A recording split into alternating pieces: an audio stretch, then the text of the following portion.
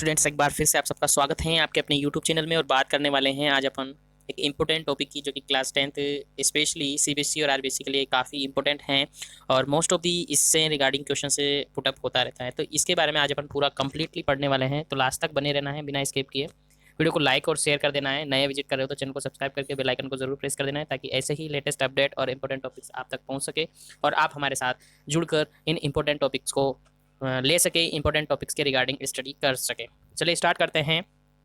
तो स्टार्ट करने से पहले मैं आपको बता दूं कि जो लाइट है, आपको पता है लाइट क्या है, ठीक है। लाइट के बिना अपन क्या है, कोई भी ऑब्जेक्ट है उसको अपन देख नहीं पाते हैं, देख नहीं सकते हैं। तो लाइट क्या है, एक तरीके से देखने के लिए एक मीडियम बोल सकते हैं, आप एक पावर बोल सकते हैं, ठीक है। तो लाइट ही एक ऐसा मीडियम है, ऐसा पावर है जो अपने को किसी भी ऑब्जेक्ट को सीन करवाता है, किसी भी ऑब्जेक्ट को अपन देख सकते हैं। विदाउट लाइट अपन किसी भी ऑब्जेक्ट को नहीं देख पाते हैं। बाकी अपन पूरा डिटेल करेंगे इस वीडियो के अंदर, आगे नेक्स्ट वीडियो के अंदर पूरा डिटेल से डिस्क्राइब करेंगे, डिस्कस करेंगे लाइट्स का एक्चुअल मीनिंग क्या होता है, लाइट्स क्या होती हैं, क्या क्या कंडीशंस उसके अंदर होती है, सिचुएशंस आती हैं जिसके थ्रू अपने को ऑब्जेक्ट्स दिखाई देती हैं, कैसे क्या होता है, वो सारा कुछ डिस्कस करने वाले हैं। सबसे फर्स्ट वन अपन का मेन टॉपिक मैंने लिया है आज रिफ्लेक्शन, यानी रिफ्लेक्शन ऑफ लाइट आज अपन पढ़ेंगे, ठीक है। तो सबसे फर्स्ट वन अपन बात करते हैं रिफ्लेक्शन ऑफ लाइट। और रिफ्लेक्शन ऑफ लाइट का डेफिनेशन आपके सामने है, केवल वन लाइन में आपको अच्छी तरीके से याद रखना है। देखिए लिखा है, bouncing back of the light when strike on polished surface like a mirror. Like कहना क्या चाह रहा है कि कोई आपके पास एक पॉलिश सरफेस है, कोई लाइक आप मिरर समझ सकते हैं। मिरर में एक तरफ आप देखते हो कि पॉलिश हुई होती है, तो उसमें जैसे ही आप उसके सामने खड़े होते हो, लाइक आपका फेस उसमें एज इट इज दिखाई देता है। तो वही क्या है, एक तरीके से रिफ्लेक्शन है। लाइक मैंने आपके सामने एक मिरर बना दिया है, एक ऐसा पॉलिश सरफेस बना दी है जिसमें वन साइडेड क्या होता है, पॉलिश हो रही है। अब इस पर मैं क्या कर रहा हूँ, लाइट डाल रहा हूँ। एक नॉर्मल में यहाँ से मान लेता हूँ कि ये नॉर्मल पार्ट है। इस नॉर्मल से अपन बात करेंगे कि जो इंसिडेंस रे है, रिफ्लेक्टेड रे है, उसमें क्या डिफरेंस आता है, ठीक है। लाइक अपन बात करते हैं इंसिडेंस रे की। तो इंसिडेंस रे देखिए, ये इंसिडेंस रे आती हैं। और इंसिडेंस रे आपके पास क्वेश्चन ये भी आ सकता है कि इंसिडेंस रे क्या होती है, आप क्वेश्चन कह सकते हैं। लेकिन आपके क्वेश्चन करने से पहले मैं आपको बता दूं, इंसिडेंस रे जो भी रेज हैं, लाइट सोर्स से जो रेज आती हैं, जो कि रिफ्लेक्टेड जो पार्ट होता है, ठीक है। लाइक मिरर है तो मिरर वाला पार्ट है, उसकी तरफ जो लाइट आती है उसको इंसिडेंस रे कहते हैं। और मिरर से स्ट्राइक होने के बाद, टकराने के बाद जो रे वापस जाती है उसको रिफ्लेक्टेड रे कहते हैं। अपन बात कर रहे हैं रिफ्लेक्शन क्या होता है। तो रिफ्लेक्शन यही होता है कि कोई ऑब्जेक्ट से, लाइट सोर्स से कोई लाइट रेज आई और आने के बाद वो किसी मिरर से या पॉलिश्ड मिरर से स्ट्राइक हुई, मतलब टकराई, टकराने के बाद वापस से वो क्या हो जाती है, लौट जाती हैं, बाउंसिंग बैक हो जाती हैं, तो उसको क्या कहा जाता है, रिफ्लेक्शन कहा जाता है। आपको पता है बाउंसिंग मतलब क्या होता है, आप सब आई होप सबको पता होगा। क्रिकेट खेलते हैं तो उसके अंदर बॉल जो बाउंसिंग फेंकते हैं वो वापस बाउंसिंग होती है, वही होता है कि लाइट का बाउंसिंग होना ही क्या होता है, रिफ्लेक्शन होता है, ठीक है। समझ गए होंगे। एक बार फिर से मैं इस लाइन को आपको बताने की कोशिश करता हूँ। देखिए, bouncing off light when strike on the polished, यानी कि ये देख लीजिए आप एग्जांपल, ये आपके सामने एक मिरर है, इस पे कोई लाइट रेज आ रही है, जैसे ही मिरर पर क्या होती है, स्ट्राइक होती है, टकराती है, और टकराने के बाद वापस ही क्या हो जाती है, बाउंसिंग हो जाती है। तो उसी सिचुएशन को, उसी प्रोसेस को क्या कहा जाता है, रिफ्लेक्शन कहा जाता है। आई होप आपको समझ आ चुका होगा, आ गया होगा, ठीक है। बाकी आपको डाउट रहता है तो कमेंट सेक्शन में कमेंट कर दीजिएगा। चलिए बात करते हैं अपन नेक्स्ट पॉइंट, इसके बाद नेक्स्ट हेडिंग की। तो नेक्स्ट हेडिंग है लॉ ऑफ रिफ्लेक्शन। रिफ्लेक्शन के क्या लॉ हैं। तो मोस्टली जो लॉ हैं, आपको जैसे मैंने अभी जस्ट जो रिफ्लेक्शन डेफिनेशन बताई है उसी से आपको रिफ्लेक्शन के लॉ याद रह जाते हैं। ठीक है, फर्स्ट लॉ क्या होते हैं देखते हैं। Angle of incidence is equal to angle of reflection. जैसा कि मैंने आपको बताया कि लाइक ये आपके पास एक मिरर है, ये इंसिडेंस रे मतलब आने वाली रेज है, और ये रिफ्लेक्टेड रे मतलब वापस बाउंसिंग के बाद जो रे हैं वो रिफ्लेक्टेड रे हैं। यहाँ पर अपन ने क्या है, एक नॉर्मल रेज मानी है, ये नॉर्मल मानी है। यहाँ से इस नॉर्मल से जो ये एंगल है, इंसिडेंस रे और नॉर्मल के बीच का जो एंगल है, जिसको अपन इंसिडेंस आई से डिनोट कर सकते हैं, और रिफ्लेक्टेड जिसको आर से डिनोट कर सकते हैं, इनका जो एंगल है वो क्या होता है, सेम होता है, इक्वल होता है। तो फर्स्ट लॉ यही है कि इंसिडेंस रे के थ्रू जो एंगल ड्रॉ होता है नॉर्मल के साथ, वो और नॉर्मल के साथ रिफ्लेक्टेड रे जो एंगल ड्रॉ करती हैं वो दोनों सेम होते हैं। It means directly one line में अपन कह सकते हैं कि angle of incidence is equal to the angle of reflection. ठीक है, यानी कि आने वाली जो रेज हैं उसका जो एंगल बनाएगी नॉर्मल के साथ, वो किसके इक्वल होगा, जो रिफ्लेक्टेड रे है वो नॉर्मल के साथ एंगल बनाती है उसका इक्वल होगा। ठीक है, आगे आपका समझ में, आई होप आपको समझ आ चुका होगा। चलिए बात करते हैं अपन नेक्स्ट पॉइंट की। तो नेक्स्ट पॉइंट आपके सामने है, देखिए नेक्स्ट लॉ है इसका, the incidence ray, reflected ray, incidence ray, reflected ray और normal at at the point of incidence all lies are same point, मतलब कि ना क्या चाह रहा है कि इंसिडेंस रे, रिफ्लेक्टेड रे और नॉर्मल तीनों क्या होते हैं, एक सेम पॉइंट पर होते हैं। यही ये कहना चाहता है कि तीनों ही इंसिडेंस रे, रिफ्लेक्टेड रे और नॉर्मल तीनों क्या होते हैं, एक सेम पॉइंट पर लाई रहते हैं। लाई मतलब सेम पॉइंट पर होते हैं।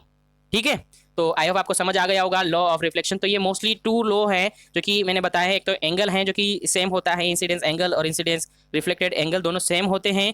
और सेकंड लॉ है कि इंसिडेंस रे, रिफ्लेक्टेड रे और नॉर्मल तीनों ही क्या होते हैं, एक सेम पॉइंट पर एग्जिस्ट होते हैं। ठीक है, आ गया होगा समझ में। चलिए बात करते हैं अपन नेक्स्ट हेडिंग की। तो नेक्स्ट हेडिंग है इमेज। क्या है, इमेज। अब आई होप आप सब जानते होंगे इमेज, सब आजकल डिजिटल इंडिया में हैं, डिजिटल सबके पास मोबाइल फोन्स हैं। तो इमेज, वही इमेज जो आप देखते हैं मोबाइल फोन के अंदर, वही इमेज है। बट वो इमेज एक्चुअली में होता क्या है, वो तो आप जानते हो कि इमेज है, बट एक्चुअली में इमेज होता क्या है। तो देखिए डेफिनेशन देखते हैं। It is a point where at least two light ray actually meet और अपीयर टू मीट। इमेज क्या होता है, वो पॉइंट होता है, ऐसा पॉइंट होता है जहां पर at least two light rays actually में मीट करेगी या अपीयर टू मीट होगी। मतलब कि कोई दो लाइट रेज हैं एक्चुअली में, या तो वो मिलेगी, जैसे कि ये इंसिडेंस रे हैं, ये रिफ्लेक्टेड रे हैं, यहाँ से रिफ्लेक्शन हुआ। ठीक है, आगे अपन बात करेंगे काफ़ी सारे इमेज की। तो एटलीस्ट टू रेज हैं जो कि एक्चुअली में या तो मिलेगी या फिर अपीयर होगा आपको मिलता हुआ। ठीक है, ठीक है, यही है, आपको इतना याद रखना है कि at least two rays actually meet या अपीयर टू मीट, ये आपको याद रखना है। वन लाइन डेफिनेशन है इसका। ठीक है, उसके बाद बात करते हैं इस क्लासिफिकेशन की। इमेज कितने टाइप्स के हो सकते हैं। तो मोस्टली जो इमेज हैं वो टू टाइप्स में होते हैं। एक तो रियल इमेज है, दूसरा वर्चुअल इमेज है। रियल इमेज और वर्चुअल इमेज आपको डेफिनेशन के अकॉर्डिंग समझ आ जाएगा। डेफिनेशन के अंदर दो मीनिंग अपन ने यूज़ की हैं कि एक्चुअली मीट या अपीयर टू मीट। ठीक है, at least two light rays actually meet या टू अपीयर टू मीट। ठीक है, यानी एक्चुअली में मिलती हैं तो वो रियल इमेज होगा, और अपीयर टू मीट केवल मिलती हुई आपको दिखाई देती है, मिलती हुई आपको अपीयर होती है, तो वो वर्चुअल इमेज होगा। ठीक है, जैसे कि आपको फर्स्ट पॉइंट के अंदर दिख रहा है, formed when light rays actually meet. ठीक है, एक्चुअली में मिलेगी तो रियल होगा, और formed when light rays appear to meet, केवल अपीयर होगी तो वो वर्चुअल होगा। ठीक है, बात करते हैं अपन सेकंड पॉइंट की इसी के अंदर। तो सेकंड पॉइंट है can be obtain on screen, यानी स्क्रीन पर इसको प्राप्त कर सकते हैं अपन, स्क्रीन पर अपने को दिखाई देता है, बट जो वर्चुअल होता है वो स्क्रीन पर अपने को दिखाई नहीं देता। ठीक है, नेक्स्ट बात करते हैं थर्ड पॉइंट की। थर्ड पॉइंट है real image always mostly inverted होता है। रियल इमेज क्या होता है, इन्वर्टेड होता है, और वर्चुअल इमेज इरेक्ट होता है। ये पॉइंट पे आपको याद रखना है, डिफरेंस आपसे पूछा जा सकता है, एग्जाम में पूछा गया है बार बार। दूसरा नेक्स्ट पॉइंट की बात करते हैं। तो एग्जाम्पल की बात करते हैं। एग्जाम्पल, आप सिनेमा में गए होंगे तो सिनेमा के अंदर जो पर्दा लगा होता है, स्क्रीन लगी हुई होती है, वही है कि स्क्रीन पर ऑब्टेन किया जाता है। थर्ड सेकंड पॉइंट के अकॉर्डिंग है, तो सिनेमा में इसका मोस्टली अच्छा एग्जाम्पल है। और वर्चुअल के अंदर आप कोई सा भी प्लेन जो मिरर होता है उसको ले सकते हैं, तो वो इसका एग्जाम्पल हो सकता है। ठीक है, तो ये अपने बात की इमेज की, इमेज के क्लासिफिकेशन की। इमेज क्या होता है, at least two light rays actually में मिलेगी या अपीयर होगी। उसको दो टाइप में अपन ने क्लासीफाइड किया है, रियल इमेज और वर्चुअल इमेज। उनका डेफिनेशन अपन ने देखा है, क्या क्या डिफरेंस उनके अंदर होता है वो अपन ने देखा है। आगे अपन बात करते हैं नेक्स्ट इंपॉर्टेंट हेडिंग की, जो कि इंपॉर्टेंट है, मोस्ट इंपॉर्टेंट है, आपको याद रखना ही रखना है। ठीक है, तो नेक्स्ट इंपॉर्टेंट हेडिंग है spherical mirror. What is spherical mirror, direct definition आपसे पूछा जा सकता है, और काफ़ी तरह के क्वेश्चंस हैं जो इसमें से बन सकते हैं। आगे मैं बताऊंगा, लास्ट तक बने रहना है। देखिए, स्फेरिकल मिरर का डेफिनेशन पहले अपन देखते हैं, उसके बाद आगे देखते हैं। स्फेरिकल मिरर नाम से मीनिंग निकल रहा है उसका, स्फेरिकल, स्फेरी मतलब जानते हो आप, कर्व्ड होगा। कैसा होगा, कर्व होगा, यानी कि mirror whose reflected surface is curve, यानी कि उसका रिफ्लेक्टेड जो सरफेस होता है वो कैसा होगा, कर्व्ड होगा, तो उसको क्या कहा जाता है, स्फेरिकल मिरर कहा जाता है। ठीक है, अब बात करें कि ये टाइप्स क्या होते हैं। तो मोस्टली टाइप्स हैं इसके, टू टाइप्स हैं, एक तो कॉन्वेक्स मिरर, दूसरा कॉनकेव मिरर। कॉन्वेक्स मिरर और दूसरा कॉनकेव मिरर, ये मोस्टली टू टाइप्स हैं। नीचे डायग्राम दिखाया हुआ है आपको पास, देख सकते हैं। कॉनकेव मिरर और कॉन्वेक्स मिरर और कॉनकेव मिरर, ये डायग्राम आपके पास शो हैं। आगे बात करते हैं एक्चुअली इनका डेफिनेशन अपन क्या देंगे, तो देख सकते हैं आप, reflecting surface is curved outward, यानी कि इसके अंदर जो रिफ्लेक्टिंग सरफेस है वो कैसी होगी, आउटवर्ड होगी। इस तरीके से जो ये रिफ्लेक्टिंग सरफेस है वो कैसी होगी, आउटवर्ड होगी, तो उसको क्या कहा जाएगा, कॉन्वेक्स मिरर कहा जाएगा। और यदि रिफ्लेक्टेड सरफेस है जो कि इनवर्ड होगी तो उसको कॉनकेव मिरर कहा जाएगा। ठीक है, ये आपको याद रखना है। और इसके अंदर एक और इंपॉर्टेंट पॉइंट है जो कि आपको ऑलवेज याद रखना है, जो कॉन्वेक्स मिरर है उसको डाइवर्जिंग मिरर कहा जाता है और कॉनकेव मिरर है उसको कन्वर्जिंग मिरर कहा जाता है। ये क्वेश्चन काफी बार पूछा हुआ है, ऑब्जेक्टिव में भी ये क्वेश्चन पूछा जा सकता है और ऐसे भी पूछा जा सकता है, तो ये आपको याद रखना है। ठीक है, चलिए बात करते हैं अपन इसके बाद नेक्स्ट कुछ डेफिनेशंस हैं जो कि इस चैप्टर के अंदर काफ़ी इंपॉर्टेंट है और काफ़ी ये डेफिनेशन में से भी आपको क्वेश्चंस डेफिनेशन पूछी जा सकती है एग्जाम में, और नहीं पूछी जाती हैं तब भी आपको इन डेफिनेशन के बिना आप इस चैप्टर को लर्न ही नहीं कर पाएंगे, अच्छी तरीके से समझ नहीं पाएंगे। तो ये डेफिनेशन आपको क्लियर होनी चाहिए। मैं बताता हूँ वन बाय वन सारी डेफिनेशन को। फर्स्ट वन अपन बात करते हैं प्रिंसिपल एक्सिस। तो प्रिंसिपल एक्सिस के अंदर देखिए डेफिनेशन क्या लिखा है, the line joining the pole and centre of curvature. देखिए मैं बताता हूँ आपको, लाइक आपका ये कोई मिरर है, ठीक है, एक कोई मिरर है आपका, इसका जो पार्ट है ये आपके पास मिरर है, ठीक है, और इस मिरर का जो सेंटर पार्ट है, इसका जो रिफ्लेक्टेड सरफेस है मिरर है, इसका सेंटर पार्ट है उसको पोल कहा जाता है। क्या कहा जाता है? पोल कहा जाता है। जो अपन आगे अब देख लेते हैं, पहले ही मैं आपको बता दूं इसको क्या कहा जाता है, पोल कहा जाता है। और यहाँ पर एक तरीके से स्फेरिकल मिरर की अपन बात कर रहे हैं, तो ये जो मिरर है वो किसका पार्ट है, एक स्फेरिकल, एक तरीके से गोले का पार्ट होता है, स्फेरिकल आप जानते हैं, तो उसका पार्ट है। तो इसका जो सेंटर पॉइंट होगा, इसका जो सेंटर पॉइंट होगा जिसका ये पार्ट है, उसका जो सेंटर पॉइंट होगा उसको सेंटर कर्वेचर कहा जाता है। ये भी आपको याद रखना है कि मिरर है किसका पार्ट है, एक स्फेरिकल मिरर, एक मिरर है जो कि किसका पार्ट है, एक सेंटर कर्वेचर है, स्फेरिकल पार्ट होता है, जो उसका जो सेंटर पार्ट होता है उसको सेंटर कर्वेचर कहा जाता है। ठीक है, क्या कहा जाता है, सेंटर कर्वेचर कहा जाता है।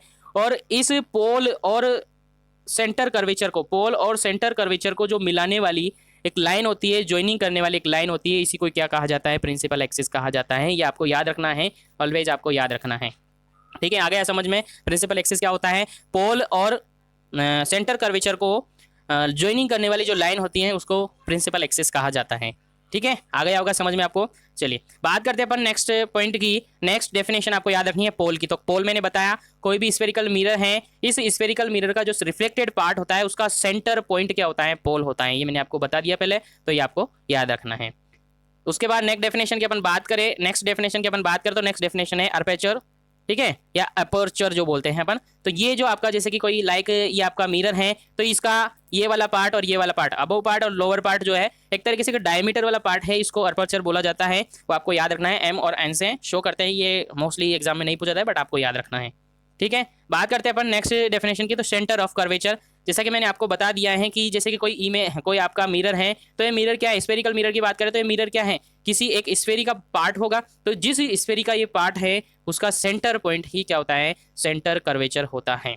ठीक है, लिखा हुआ डेफिनेशन देख लीजिएगा आप। The centre of hollow glass sphere of which the mirror was part, यानी कि जिसका ये पार्ट है, जिस ग्लास होलो स्फीयर का जो पार्ट, जिसका पार्ट है उसका सेंटर पॉइंट क्या होता है, सेंटर ऑफ कर्वेचर होता है। समझ आ गया होगा कि एक लाइक अपन पहले मैं बता दूं कि लाइक ये आपका कोई ग्लास है, होलो ग्लास है, और इस होलो ग्लास से ही आप क्या करते हैं, मिरर को कट करते हैं। मिरर को कट करते हैं, लाइक ये वाला मिरर है तो इसको कट किया, तो ये जिस स्फीयर का पार्ट होता है उसका सेंटर पॉइंट ही क्या होता है, सेंटर ऑफ कर्वेचर होता है। ऑलवेज आपको याद रखना है, इनके बिना आप आगे चैप्टर को नहीं पढ़ पाएंगे। तो इनको ये क्या एक तरीके से टर्मिनोलॉजी है जो डेफिनेशंस के रूप में आपको याद रखनी है, और आपको ऑलवेज याद रखनी है, इनके बिना आगे चैप्टर को अपन पढ़ नहीं पाएंगे। ठीक है, चलिए बात करते हैं अपन नेक्स्ट पॉइंट की। तो नेक्स्ट है radius of curvature. Radius of curvature, तो आपको पता है जब एक स्फेरी होता है उसका सेंटर पॉइंट से उसके परमीटर जो होती हैं उसका जो लाइन होता है, ज्वाइनिंग लाइन होती है, उसको क्या बोला जाता है, रेडियस बोला जाता है। तो वही बात यहाँ पर है कि distance between the pole and the centre. ठीक है, पोल अपन ने कहा कि जो मिरर होता है उसका सेंटर पार्ट क्या होता है, पोल होता है। तो पोल और इस सेंटर कर्वेचर को जो ज्वाइनिंग वाली लाइन होती है या डिस्टेंस होती है उसको क्या बोला जाता है, रेडियस बोला जाता है। और ये क्या है, कर्वेचर की बात करें तो रेडियस ऑफ कर्वेचर हो जाता है, इसको आर से डिनोट करते हैं, ये आपको याद रखना है। उसके बाद अपन बात करते हैं, इसके बाद अपन बात करते हैं फोकस की। तो फोकस में डेफिनेशन देखते हैं पहले, the point of principal axis where the parallel light rays actually meet और appear to meet after reflection. देखिए समझाते हैं, जैसे कि लाइक आपके पास ये एक मिरर है, मिरर में आपने ये अपर्चर है जो बोलते हैं आप, ये आपका पोल है, ये आपका पोल है, यहाँ से आपका पोल से ये प्रिंसिपल एक्सिस निकल गया, प्रिंसिपल एक्सिस आपका निकल चुका है, ये पोल और यहाँ से ये प्रिंसिपल एक्सिस है। लाइक अब इस प्रिंसिपल एक्सिस से कोई भी लाइट रेज है वो आती हैं पैरेलल आती हैं, ये आपको अभी रूल्स के आगे बात करेंगे। कोई भी लाइट रेज आती हैं पैरेलल आफ्टर मिरर के रिफ्लेक्शन, मिरर पर रिफ्लेक्शन जैसे ही होता है, रिफ्लेक्शन के बाद जो लाइट रेज वापस रिफ्लेक्टेड होकर जिस पॉइंट से जाकर गुजरेगी, जिस पॉइंट से निकलती हैं या जिस पॉइंट पर मिलती हुई आपको या तो एक्चुअली में मिलती हैं या अपीयर होती है, मिलती हुई मीट अपीयर होती हैं, तो उसको क्या बोला जाता है, उस पॉइंट को क्या बोला जाता है, फोकस बोला जाता है। आपको याद रखना है। समझ गए होंगे कि कोई पैरेलल लाइन है, पैरेलल लाइट रेज हैं जो कि आती हैं मिरर पर रिफ्लेक्टेड होती हैं, रिफ्लेक्शन के बाद प्रिंसिपल एक्सिस के जिस पॉइंट के ऊपर वो निकल कर जाती हैं, जिस पॉइंट से वो मिलती हैं, उसको क्या कहा जाता है, फोकस कहा जाता है या फोकल पॉइंट कहा जाता है। आपको ये याद रखना है, भूलना नहीं है। ठीक है, चलिए बात करते हैं अपन नेक्स्ट की। तो नेक्स्ट है फोकल लेंथ, और फोकल लेंथ आप समझ गए होंगे। जैसे कि अपन ने ये बात की एक मिरर की, बात की अपन ने एक मिरर की, और मिरर ये आपका मिरर है, मिरर का ये पोल है, ये आपका प्रिंसिपल एक्सिस है, ये आपका फोकल पॉइंट है, ये आपका सेंटर कर्वेचर है। तो फोकल पॉइंट और पोल के बीच में, फोकल पॉइंट और पोल के बीच का जो डिस्टेंस होता है वो आपका फोकल लेंथ होती है, जिसको स्मॉल एफ से डिनोट करते हैं। ठीक है, ये आपको याद रखना है, भूलना नहीं है। ठीक है, आई होप आपको ये सारी टर्मिनोलॉजी याद हो गई होगी, और नहीं भी होती हैं तो आप एक बार फिर से इसको देखिए, अच्छे से समझने की कोशिश करें। फिर भी आपको डाउट लगता है तो कमेंट सेक्शन में ज़रूर कमेंट कर दिएगा, आपको ज़रूर मैं दोबारा से बताने की कोशिश करूँगा। चलिए बात करते हैं अपन, ये सारी बात अपन ने की, आगे बात करते हैं अपन। एक छोटा सा रिलेशनशिप मैंने रखा है कि रिलेशनशिप बिटवीन फोकल लेंथ, किस किस के बीच में, फोकल लेंथ और रेडियस ऑफ द कर्वेचर, इनके बीच में जो डिफरेंस है, रिलेशनशिप है, वो क्या होता है। तो ये आपको ऑलवेज याद रखना है, क्वेश्चन पेपर में आया हुआ है कि फोकल लेंथ ऑलवेज जो सेंटर कर्वेचर होती है उसकी हाफ होती है, यानी फोकल लेंथ सेंटर कर्वेचर की हाफ होती है।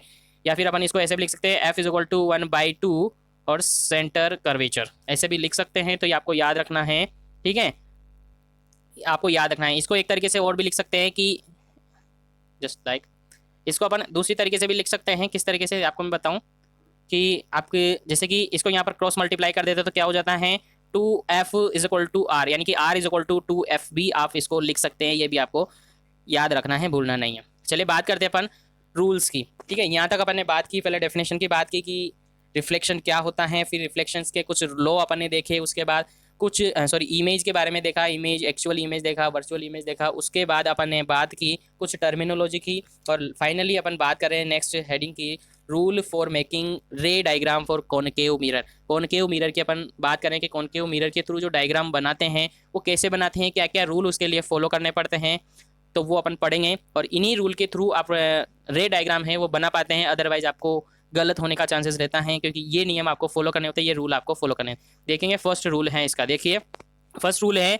A ray parallel to the principal axis will pass through the principal focus after reflection. First rule आपको याद रखना है। कॉनकेव मिरर की अपन बात करें, आपके सामने कॉनकेव मिरर बना हुआ है, ये देख लीजिएगा। यहाँ पर जो ये बना हुआ है, वहाँ से ये आपका पोल है, ये आपका फोकल पॉइंट है, ये आपका सेंटर कर्वेचर है।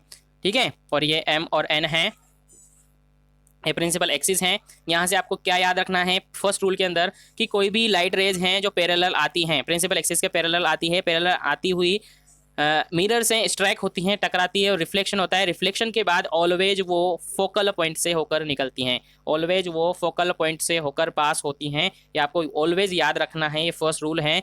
पैरेलल आएगी, पैरेलल आने के बाद मिरर से स्ट्राइक होने के बाद रिफ्लेक्शन होगा, रिफ्लेक्शन के बाद जो लाइट रेज हैं वो कहाँ से होकर निकलेगी, फोकल पॉइंट से होकर ही पास होगी। ये आपको फर्स्ट रूल है और ये ऑलवेज आपको फॉलो करना है।